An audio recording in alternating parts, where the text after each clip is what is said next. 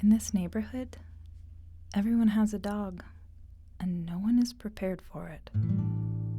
The dogs are never seen, like the first wife in a Victorian novel. They don't have to be seen to be real and everywhere. The same walls that are supposed to push the heat outside let the sound of the dog's discontent in, and the cold in the winter. It may seem like winter can't touch this place, but when your olive oil freezes, or when the foam of your mattress hardens against memory, it becomes clear that winter has a different sort of power here. The dogs do not distinguish between a hot day or a cold one, between sun or the kind of torrential downpour that would be the storm of the century in any other state. All day they bark, one setting off the other in a domino of discord. And just when you think you've become accustomed to the sound, it stops. The most satisfying feeling in the world isn't pleasure, but the abatement of pain. It's not a silence you can trust. The moment you lower your defenses and your shoulders, the barking begins again, louder, more insistent. And it is not the noise or the persistence that gets you, but the fact that you are home for it, here for it.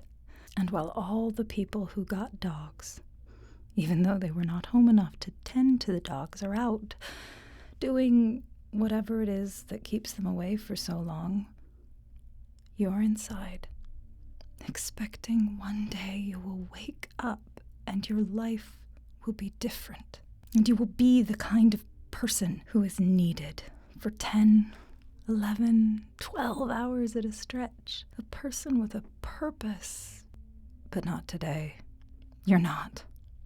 It's just you and the dogs. And you could scream for hours, too.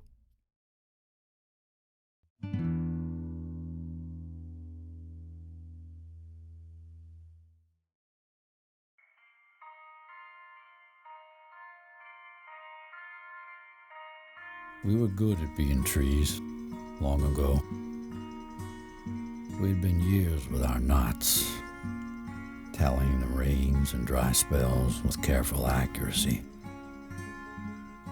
We shared conversation with the wind, the squirrels, the spiders. We shared quiet with the clouds before they burst. We were good to look at, too. We were tall trees, well-grown. We stood 80 foot high and 3 foot around, and our bark a flat, glassy gray, a few fishes mapping our journey through seasons.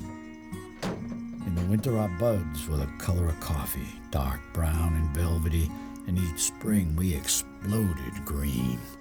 The animals walked our branches, the breezes pushed at our leaves, and the wind helicoptered our seeds to bury almost trees in the earth. We were experts at being trees. We still had 100 good years left, and we weren't interested in being anything else. But the three were walking in our wood one day, and they noticed how tall and proud we were. They asked, would we mind being humans? And though we didn't know what that was, we said we would mind very much. We pointed out what fine trees we made, and the three threw back their heads and laughed like wolfhounds. Then we were new things, human things, people. The three took our soft pink hands in their hard, hairy ones and gave us new names. You are the first, they said. You are the beginning. The three knocked their hard heads together and made a fierce storm. And when it was over, a kingdom of people had grown up around us. The three encircled it with a vast, sparkling fence, a dangerous necklace around our throats. And we learned to sing and speak and to hunt and swim and to climb into the branches of trees that were still trees and beg for death. We wept to be so unanchored, but we did not die.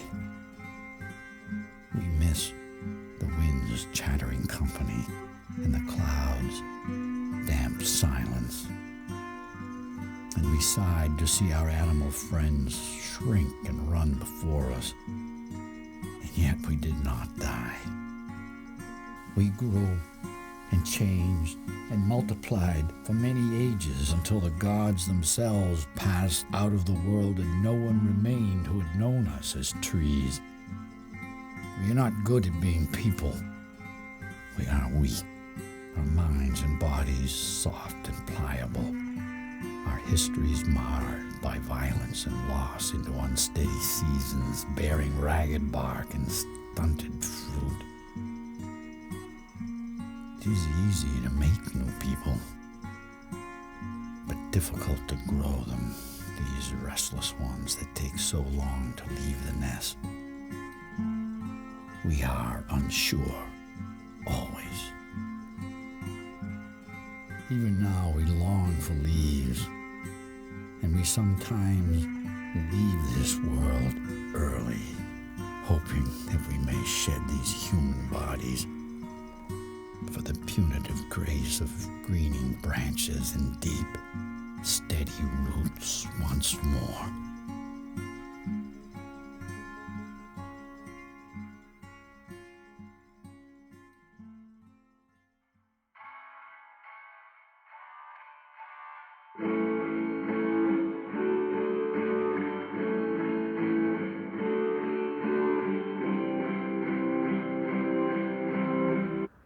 My mother said, "This is the world we live in." She said, if I had $1 for every time that door slammed. She said, "You'll understand when you're older." She said, "You have to pick your battles. This is called taking one on the chin. This is called compromise. This is called marriage." My mother said, the habits of good grooming are non-negotiable.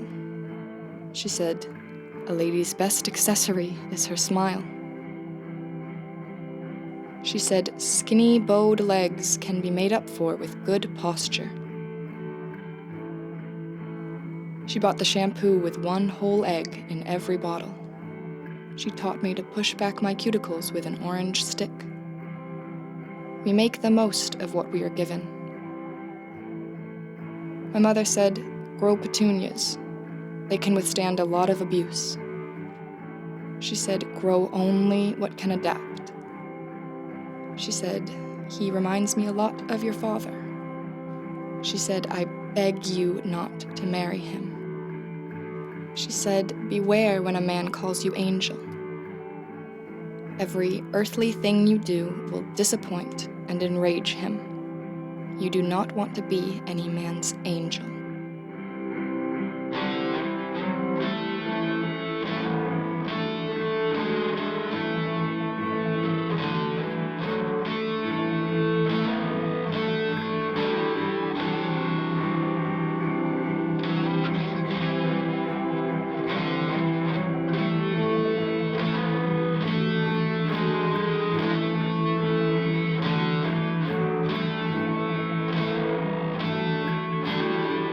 I was the only girl in the 7th grade who had not been invited to the boy-girl pool party. But I didn't know this. I just assumed and showed up. They sent me home. But one girl gave me a cupcake, and I ate it walking home in my new striped bikini.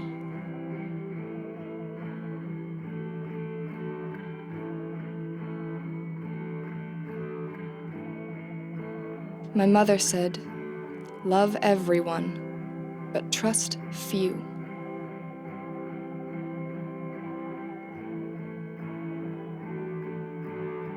She made me instant pistachio pudding. It was green with pieces of nuts in it. She served it in a coffee cup. She said, All of your life will be just like this.